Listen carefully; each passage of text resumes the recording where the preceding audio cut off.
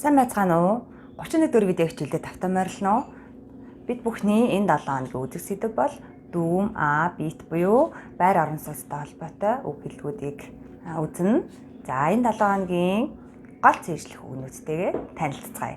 Та бүхэн номныхоо 64 дэх хуудсыг нэгээрээ. Кабарет, кресло, кухинская ленка, лампа, ледничка, мичка, пастель, прачка, пуховка, седачка, кауч, скршин, спраха, стул, ванна, зеркало, шидле.